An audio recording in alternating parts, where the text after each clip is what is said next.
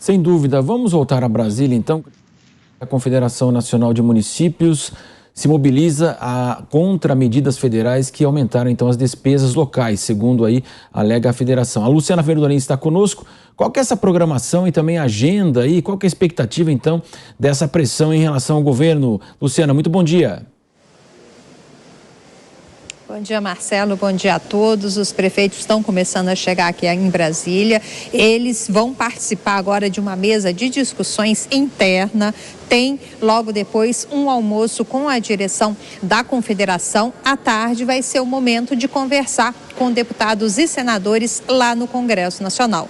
As reclamações são muitas, mas principalmente por conta da criação de programas, de despesas aqui pelo Executivo, pelo Legislativo, sem a criação de receitas para cumprir com esse gasto extra. Vale ressaltar que, de acordo com dados da Confederação, só esse ano as propostas que foram aprovadas aumentando as despesas dos prefeitos somaram aí 73 bilhões de reais. E se todas as propostas que estão hoje em tramitação no Congresso Nacional forem efetivamente aprovadas, esse valor pode chegar a 250 bi.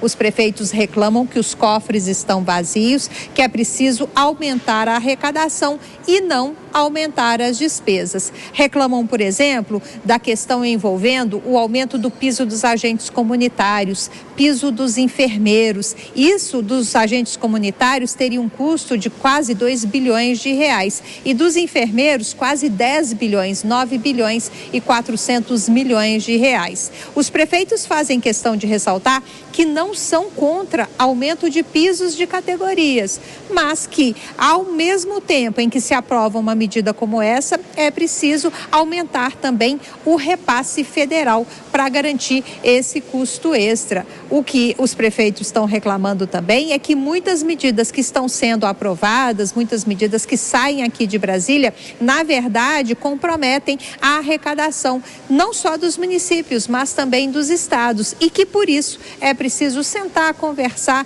e discutir com o Congresso Nacional uma forma, sim, de beneficiar categorias, de beneficiar aí, garantir isenção de impostos, redução de impostos municipais, mas, por outro lado, também é preciso rediscutir essa questão do Pacto Federativo. É preciso também, segundo os prefeitos, aumentar o valor que é repassado pelo governo federal às prefeituras brasileiras. Essa briga é antiga, a reclamação é bastante antiga, difícil solução, admitem os dois lados. Até por conta disso, essa mobilização promete aí se intensificar no decorrer do dia e principalmente junto ao Congresso Nacional. A Luciana Verdolim, claro, vai voltar conosco justamente nessa pauta aí em Brasília. Daqui a pouco volta a Luciana. Eu chamo agora a Cristina. Cristina, como é que você avalia, então, essa mobilização dos prefeitos nesse momento em Brasília? Olha, a gente tem que olhar os dois lados, realmente, como disse a Luciana, né? Há uma dificuldade de determinadas prefeituras aí, mas a gente precisa questionar se é uma dificuldade de momento ou se é uma dificuldade crônica, porque a gente sabe por levantamentos feitos aí por várias entidades que a maior parte dos municípios brasileiros, são 5.500 e tantos, a maior parte não se sustenta, ela não tem arrecadação suficiente para pagar o salário do funcionalismo. Então, para que existem esses municípios? Por que desmembraram de cidades vizinhas para ter uma vida independente, para ter prefeitos, secretários municipais, Câmara de Vereadores, com um monte de assessores, todos os gastos que isso gera, se não tinha condições de se manter sozinho? Isso eu estou falando de uma pergunta retroativa mesmo, porque desde os anos 90 que se criaram muitos municípios no Brasil sem haver uma necessidade real desse aumento no número de municípios do país. A gente sabia que eram interesses políticos e político-partidários. Agora, 20, 30 anos depois, o negócio estoura. Mas é um problema agora, desse atual governo, das legislações que foram aprovadas no atual Congresso, é algo que se arrasta há muito tempo. Outra questão para se colocar, e aí olhando pelo lado do governo federal, o governo federal se endividou brutalmente nesses 2 anos de pandemia, justamente para entregar dinheiro a rodo para governadores e prefeitos e que, em muitos casos, não foram sérios na administração desse dinheiro. Está aí o Covidão para provar, mais relacionado ao consórcio Nordeste, mas a gente sabe que houve problemas também no norte do país, em alguns municípios isolados em outras regiões. Então, tudo isso tem que ser colocado no contexto. Se a gente tem um caso, por exemplo, vamos pegar Rio Grande do Sul, que é um caso notório, era um governo, aí é governo do estado, não é prefeitura, mas era um governo altamente endividado, não por causa da gestão Eduardo Leite, ele já herdou isso de governadores anteriores, com funcionários públicos recebendo salários atrasados, 13º em débito de 2, 3 anos anteriores e tudo, e o Rio Grande do Sul zerou as contas, está no azul graças ao dinheiro da Covid, quer dizer, não usou o dinheiro da Covid na saúde, como era de se esperar, e usou para sanear as contas do Estado. Ok, não está errado, ele tinha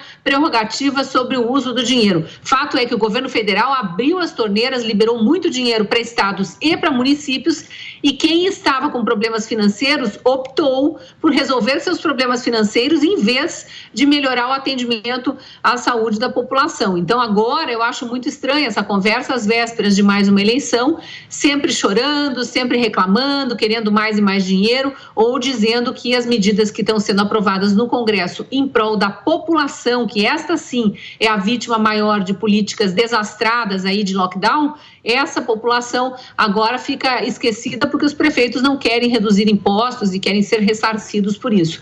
Tem que ter diálogo. Eu acho que todo mundo vai ter que ceder um pouco. O que não podem esquecer é que na ponta final disso aí estamos nós, que somos, aliás, os donos do dinheiro, né? O dinheiro é nosso, que vai para a mão deles, para eles administrarem, e a gente espera que administrem bem.